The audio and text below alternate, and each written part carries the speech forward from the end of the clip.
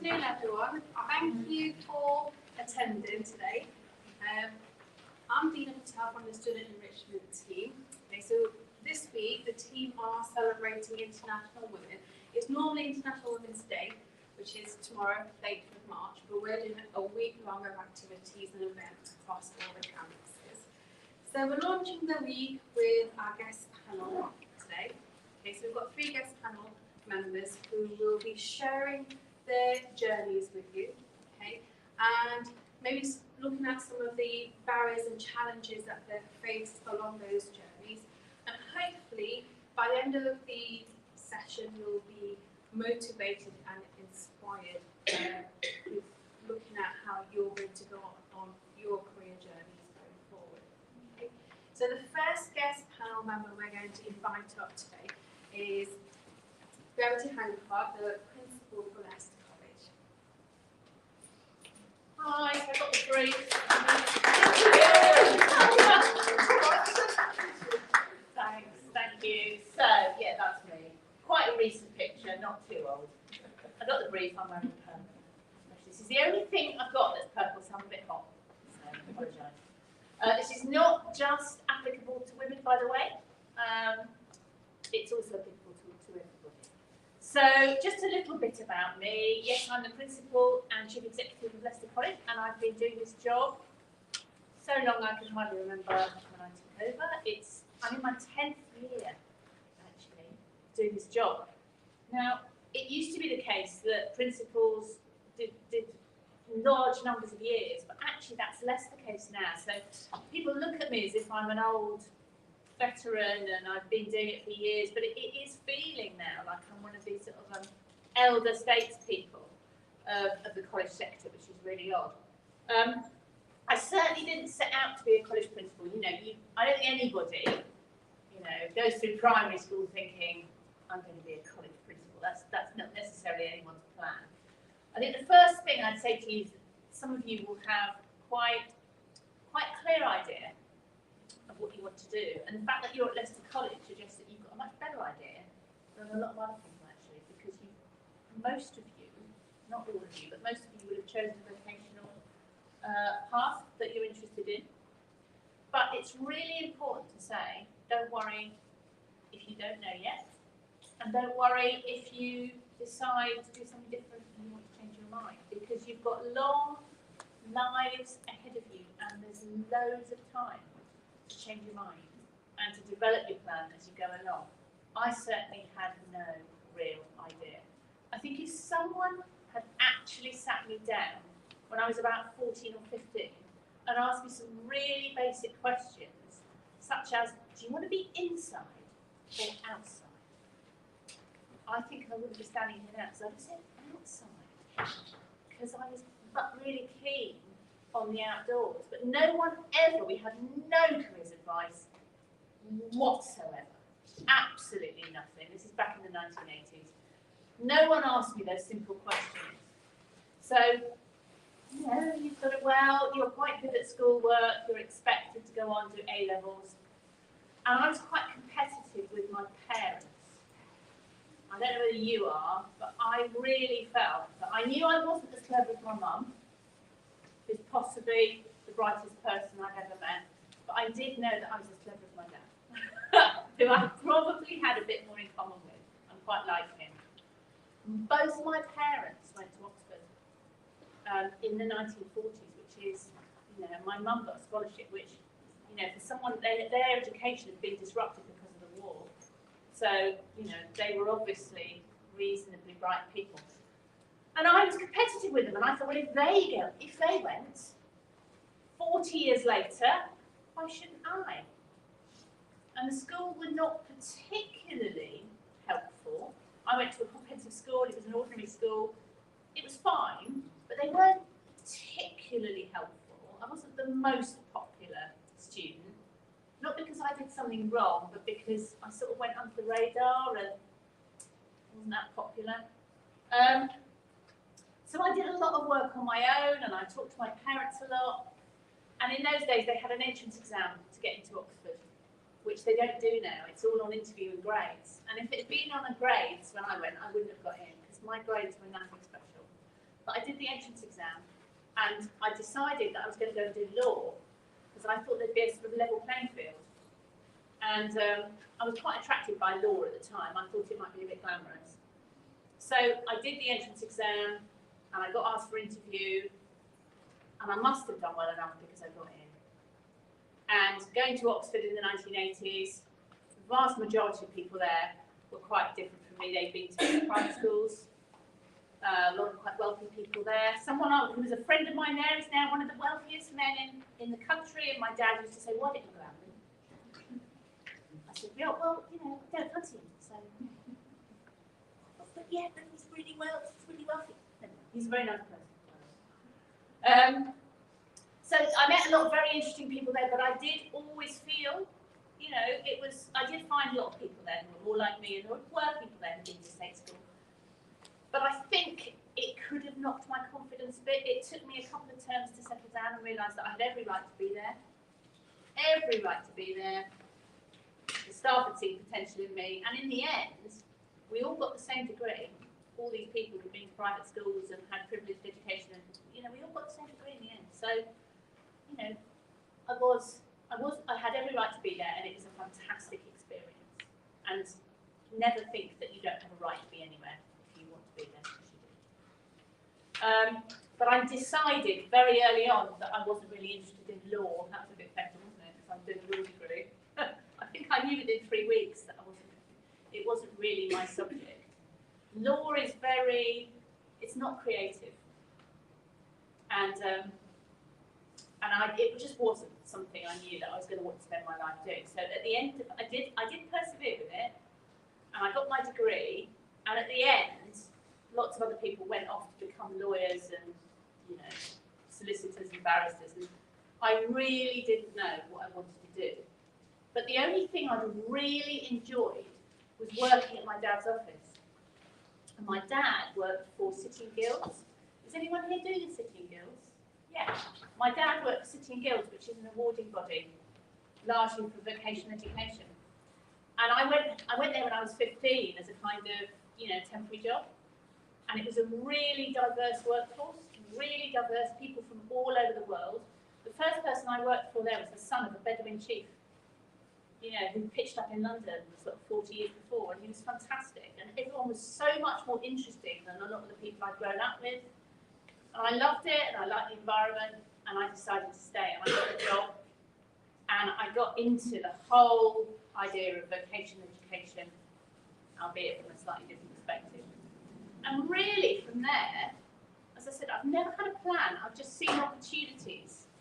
I've moved jobs quite a lot, moved into organisations in different parts of London, and then I took a really big decision in my 30s, and I came up to the East Midlands, and I lived in Derby for a bit.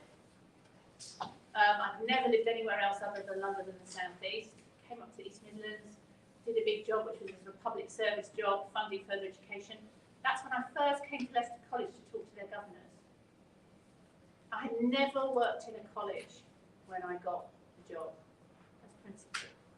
I'd been a governor of a sixth form college in London, but I had never actually worked in a college. I knew a lot about further education, but the governors took a real chance on me. And I think they wanted someone who understood money, who understood further education funding at the time, but they also wanted someone who really wanted the job.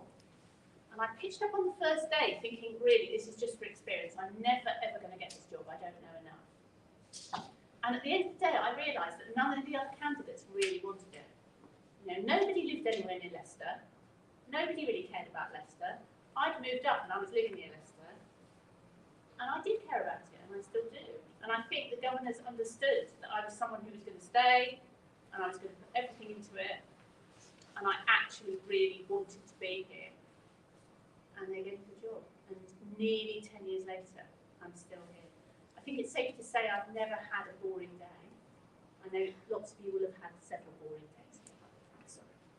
I've never had a dull day at work. Don't care whether you've had a dull day yet. Yes. Working in further education is never, ever boring. It's the organisation, Leicester College, has a turnover of 45 million. So it's a huge business. That's what I run. I'm not like a head teacher. I don't go around telling you to take your hoodies off, do I? You know, that's not my job. My job is to run Leicester College as a massive business. In a normal year, when there isn't COVID around, we would have nearly 20,000 students. So it's a huge place, 3 campuses, outreach centres, all this activity going on. It's a massive, massive job and a fantastic job to run a place like this.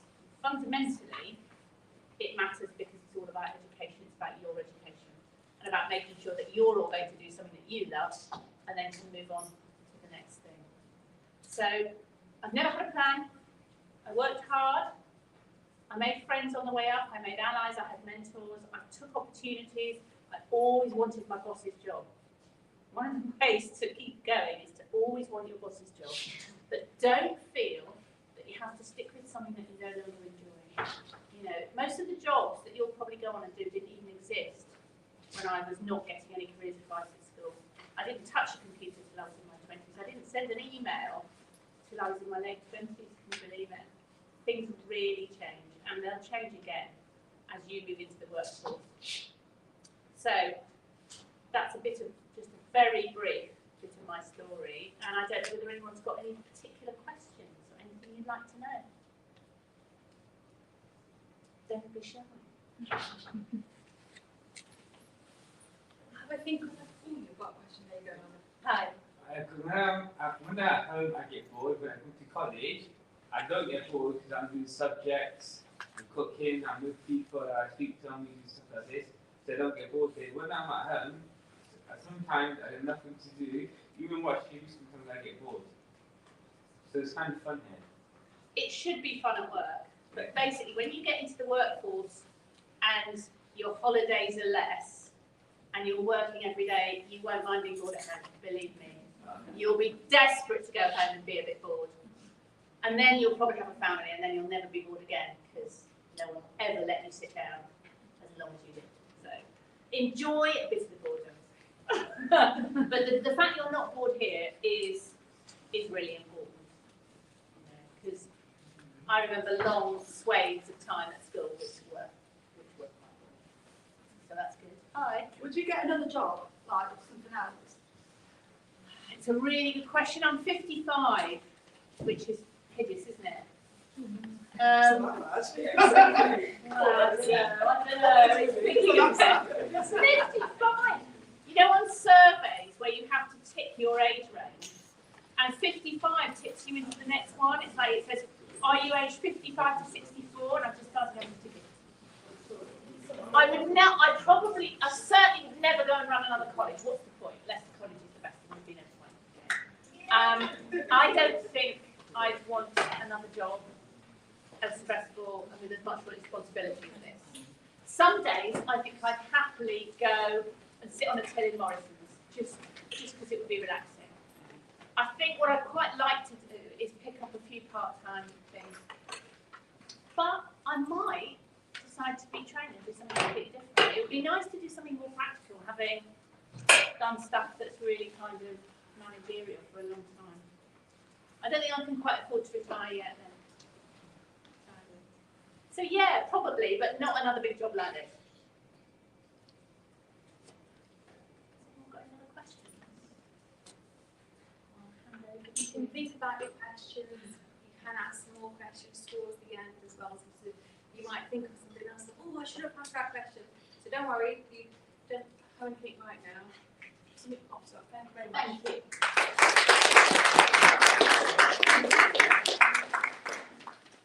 So our next guest speaker is Councillor Patel. When we get this, you've got a really long title, so I'm going to try and get this right. Communities, equalities and special projects. Is that right? And assistant city mayor. So thank you very much.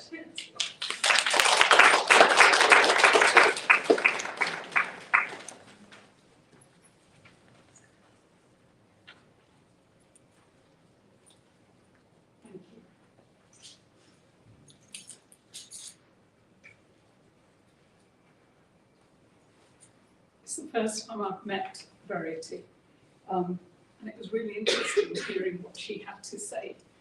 because I think people rarely, you can set out with best laid plans for how you want your life to go.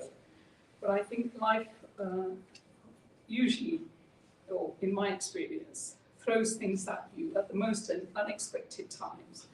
And you end up in places where you never actually anticipated you would be.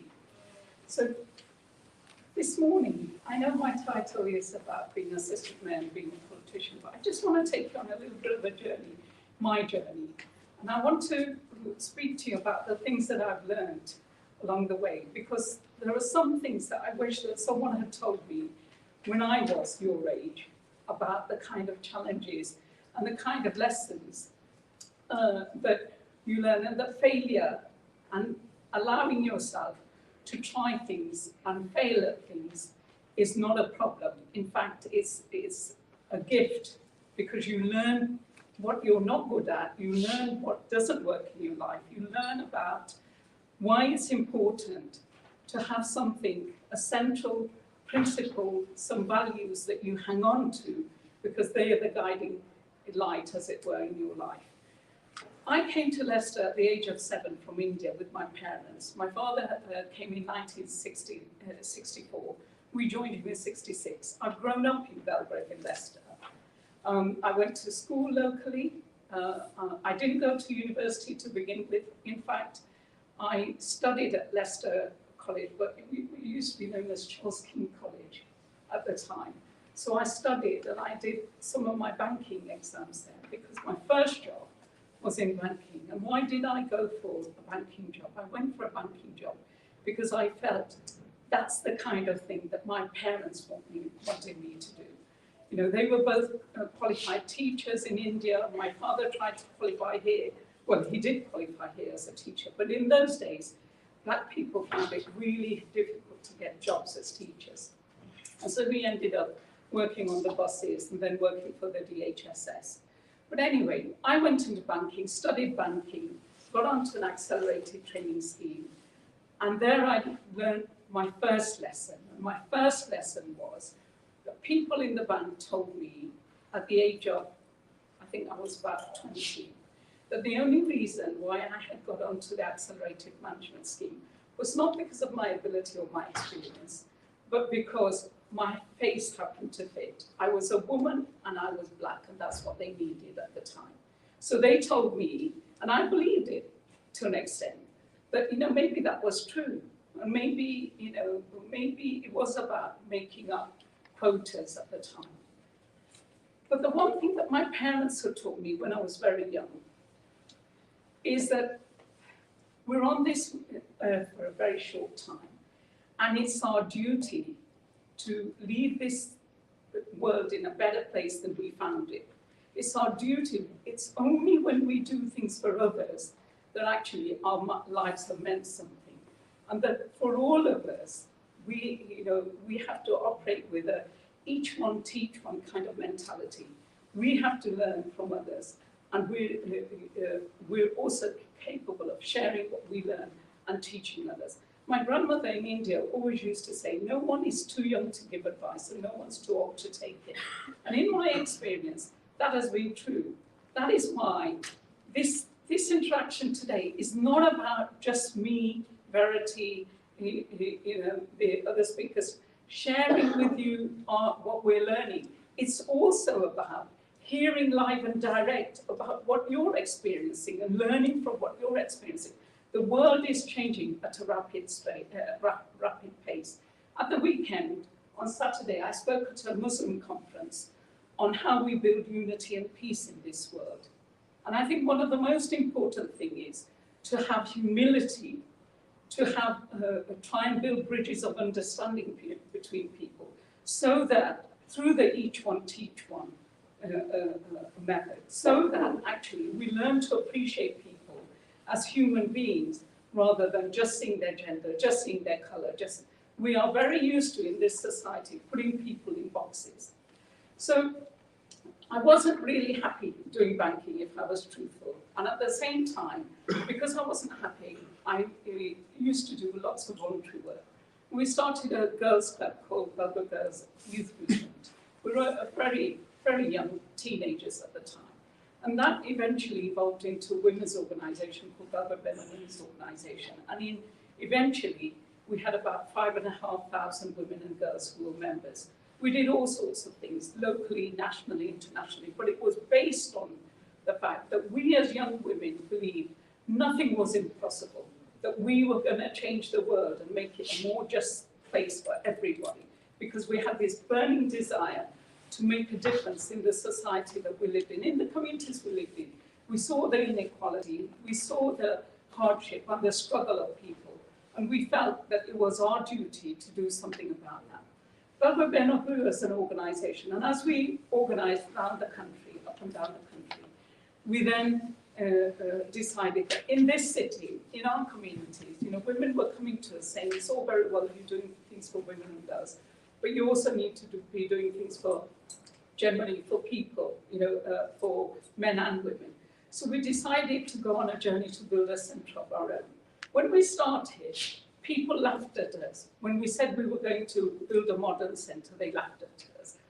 And in fact, I think what they saw is a poxy little Asian women's organisation who've got all these big dreams and big ideas, and what are they going to do? And therein lies a second lesson that I learned, which is, if you have a dream, hang on to it.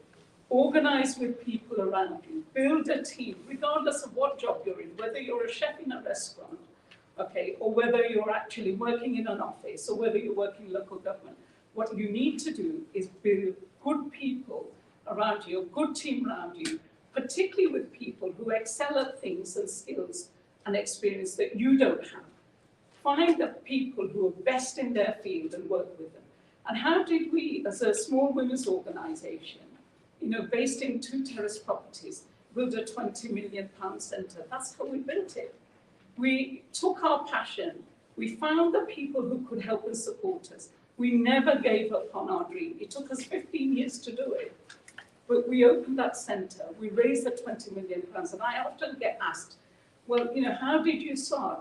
Well, we started by asking people who had done it, and we asked them to help us. Often, people close the doors. The Millennium Commission, when we asked them first time round for £3 million, they said no. We asked them for a bit more. Second time, they said no. Third time, in the end, they ended up giving us £7.5 million, because we said, you really don't want to say no to us. What you want to say yes, but we need to produce a sufficient enough argument for you to be able to do that. So never take no and people closing doors in your face to stop you from doing what you really truly believe in. It's really important that if you hang on to the values and principles that you hold dear in your life, that your parents have taught you. One of the things that my mother always used to say to me is, it's all very well you doing all of this work, but you need to take care of your health. And you can see that I didn't do it. I'm walking around with a stick at the moment because I've got a gammy leg. What I would say to you is, get your work-life balance right. Look after yourselves at the same time as pursuing the things that you love and your dream. And take people with you on your journey. Because in the end, when everything goes mad out there, when things aren't going right in your life, it's the people who really love and care for you who will actually stand by you and count.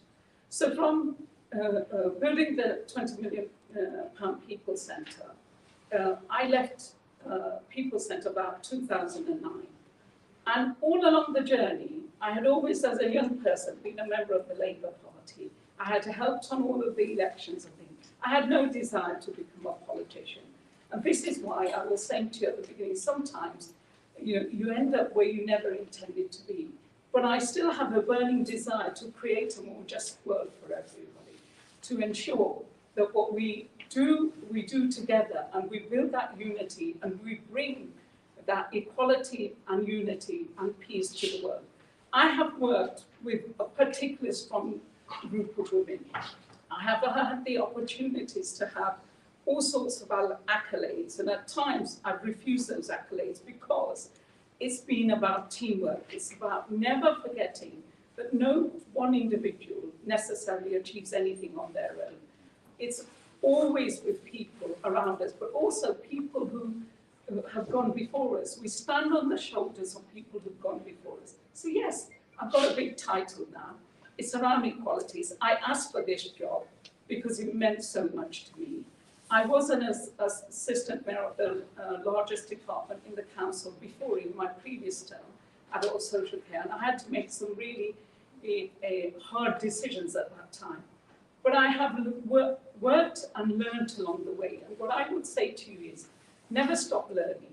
Stay true to the principles that you believe in. Carry on working with people and building teams of people around you who you can learn from and who you can teach. And always, and I always say this on the platform, if there is ever anything I can do to help and support you, I'll leave you my phone number and my email. Pick up the phone. Everybody needs a friend at some point in time. Having mentors is really important. I have mentors even now that I pick up the phone to and say, you know what, this is all going belly up. What do? I don't even know where to turn for help. So it's really important that you also build friendships and relationships now at Leicester College with each other, where in years to come, you can still pick up the phone to each other and support each other. Thank you.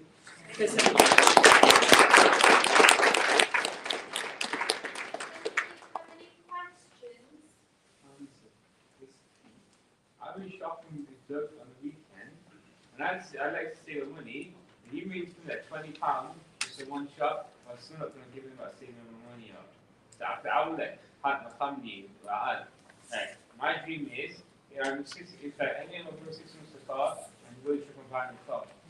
That's what I'm going to give up saving my money as well. That's a very good thing you're doing there, Mohammed. Yeah, and that's lovely. That's lovely. It's important. Does anybody else have any questions? Remember, there's some questions at the back of the booklet for you. Right, so we'll come back to questions at the end. Thank you very much, Peter. Thank you.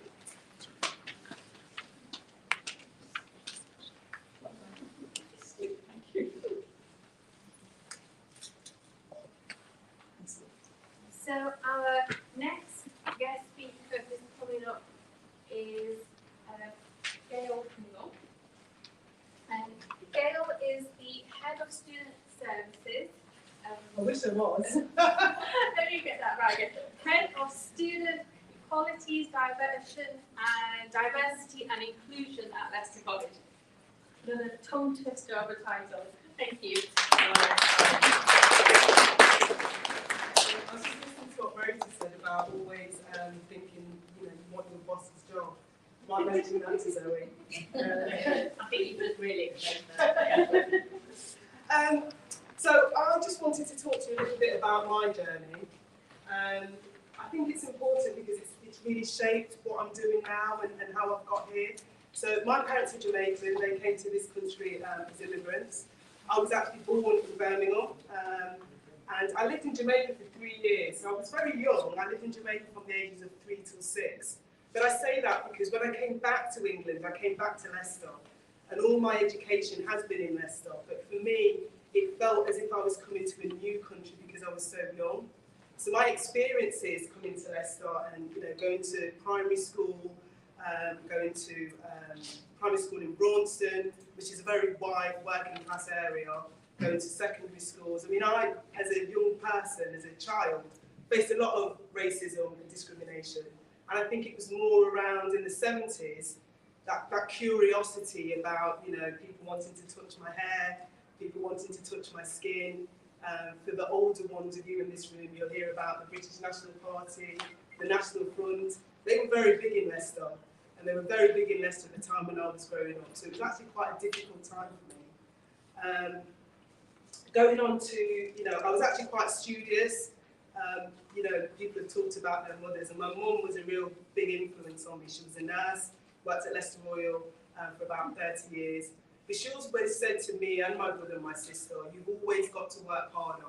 You've always got to be better than the other person, because people will look at the colour of your skin and it will have an impact. And you've got to be better than they are to get where you want in life. And that really struck with me. I was very studious at school. I did very well. in the O-levels, old school O-levels, as opposed to GCSEs. I went to, what's it called now?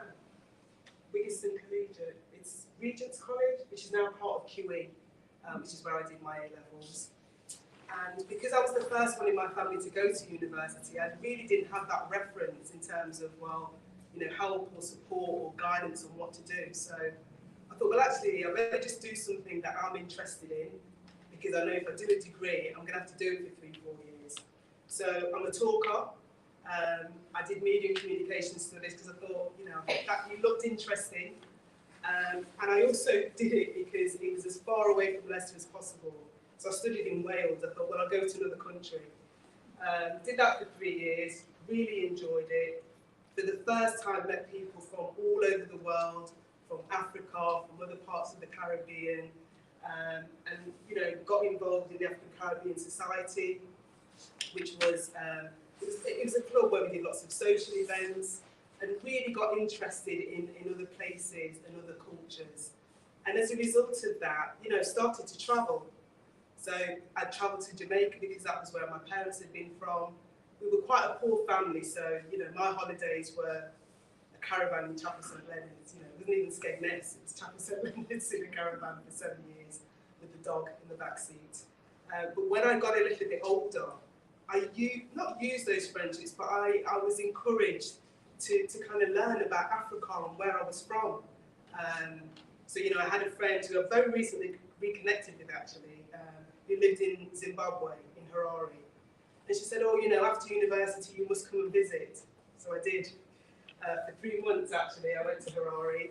And while I was there, I had an opportunity to not only go to South Africa, which was the next country, but also to go to Swaziland, which was very close by. And also to go to Mauritius. I just thought, gosh, I can go to Mauritius, because it's actually quite close. I've never been able to afford to go to Mauritius. So in that one journey, that one opportunity, it took me to 4 different countries, and it was absolutely amazing. Because for the first time, I saw Africa as not just what you'd see on TV, you know, people in mud huts or really poor because there's famine. You know, in South Africa, in Johannesburg, it's a massive city with skyscrapers, and it's just really beautiful. So anyway, that opened up the world to me in terms of travel. But go back to my career, I suppose. When I finished my degree, I wasn't really quite sure what to do. Decided that, yes, I was going to come back to Leicester. But I kept in contact with one of my lecturers, and he happened to move to Leicester. And he said, oh, Gail, I'm actually lecturing at Leicester University. Do you want to come and lecture? You know, you've got a really good degree. I thought, gosh, I'm only 24, I'm going to lecture at the university. Took that opportunity. Didn't really know what I was doing. It was a bit scary, and I thought, well, actually, I need to have some grounding. You know, you don't actually need a teaching qualification to lecture at university, but I felt I ought to. So I actually came to Leicester College. It was then Southfields College, and I did a teaching qualification, which really helped me in terms of, you know, how you manage a classroom, making sure that you do your research, making sure that you keep your audience interested. You also picked up on some of the mannerisms that I have that you don't realise you have when you're not listening to yourself. And I say quite a lot, but I need to stop saying that. But that was the reason why having that teaching qualification helped me, maybe 20, 30 years later, to get jobs in education.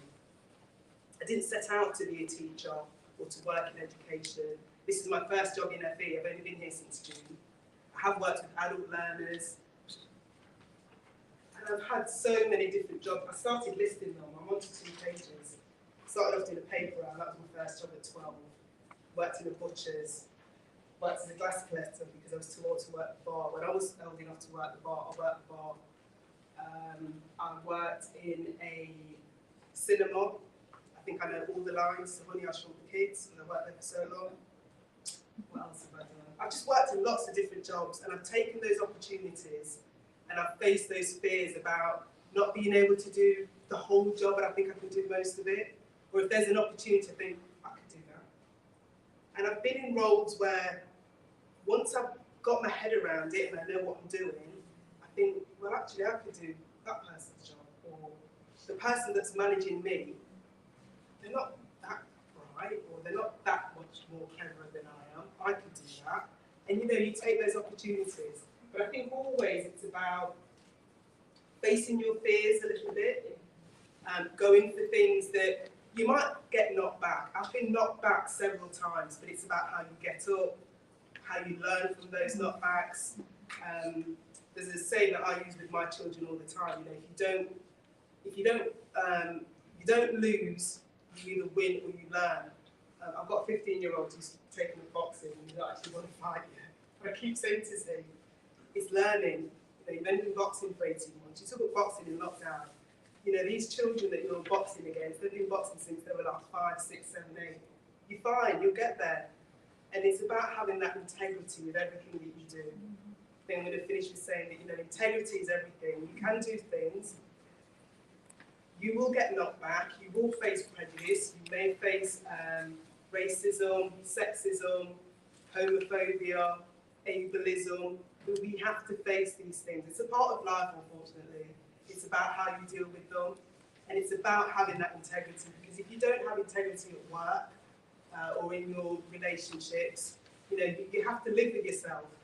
You can make decisions at work, but if you're not happy with those decisions, you have to come home and think, well, actually, outside of work, you have to live with yourself and live with your decisions and live with the people around you and live in this community. I think it's really important, particularly Councillor Patel was saying, we live and work in Leicester.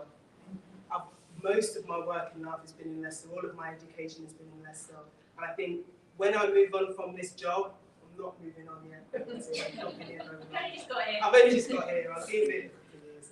But I love it here. I love Leicester College. I love the environment. But ultimately, I will move on. And I may move on to another job within the college.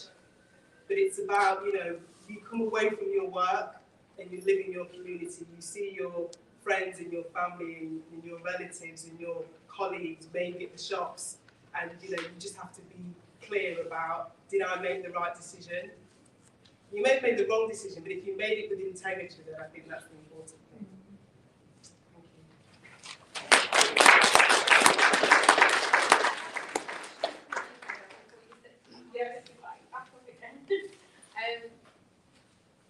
What attracted you to the role that you're currently doing at Leicester College? Okay, so as I mentioned, I've done lots of various different roles.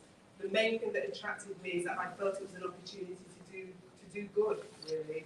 I've always been very passionate about social justice. So my actual title is Head of Student Equality, Diversity and Inclusion. So it gives me an opportunity to, you know, support young people, to support my staff members and colleagues on that agenda. But I think the reason why I was successful in gaining this position is because of all the other things that I've done. So, yes, that's my title. I also manage our 2 careers teams. I also manage our customer service centre. I also manage our 2 nurseries. So that's quite a broad portfolio. And I think the reason why I've been able to be hopefully successful in that is because of all the different jobs that I've done. I've been managing people since I was in my 20s, so I'm not fazed by that. And I think when you manage people, you can connect with people in a positive way. And I always say to anybody, managing people is the most difficult thing you'll ever have to do. Because you can't account for people's personalities, you can't account for what people are thinking. You may think they're going to go one way and then go another way. But I think if you can crack managing people, then you'll do a good job. I do have another question. So, if you could change anything in your past, would there be something that you would change? No. Leave it as Let regrets, can't change it, don't think about it. No. Does anybody else have any questions for Gail? We've got questions in the back of the booklet if anybody wants to ask any of those questions. Or any of our guest speakers here today. They're very quiet. Can I ask a question? Sure. The question I want to ask you, think about it even if you don't want to say it today, the answer is, think about one woman in your life that has had a major impact in making you the person that you are today. If you had to name someone, who would you name? mother. Your mother. But Why is that? she was little, like, she was always absent. Like, when I was little, say, I acted when I was little, and mum was the one who always put bandages on me, gave me cream, and then I had a mental breakdown. I went to space to see family, and mum was always the one who was always shouting at me in her she had a chance to see me. She always wanted to see me, leave presents and everything, and always tried to see me. Now I was really sick, right? So she can't do that anymore. But the only thing I was still agree on, one was the guy fucking me.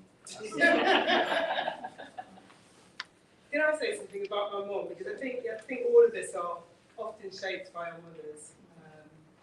It's a long story, I won't get into it now because I'll get emotional. But I left home at 17, and when I was leaving home, the first my mum knew about it is when the car pulled up to take my things away. She was very upset, and she said, "You won't continue with college. You're never going to make anything of your life. You're making the wrong decision, etc., etc." So a lot of my drive was to prove her wrong, actually, which I did. And I think, she was the proudest woman at my graduation. I don't regret leaving home. It made me very independent. That was one of the reasons why I left. I was very independent. I wanted to kind of do my own thing and be my own person. But what she instilled in me is education and qualifications. And I think for anybody, that is what will get you through the front door. You need those pieces of paper, you need that qualification, you need that education, you need that thing that you can put on your... I collect qualifications. I never stop learning, I'm still learning now. But I think, once you have that, nobody can take that away from you. I think my proudest moment, if anyone was to ask me, was actually when I passed my driving test. I took my driving lessons at 17, I passed first time. And it's I'm more proud about that than my O-levels or any degrees or my masters, because it gave me independence. And I think that as a woman or as anybody, you can go where you want to go when you've got... I didn't drive for 10, 15 years because I couldn't afford a car. But I had that.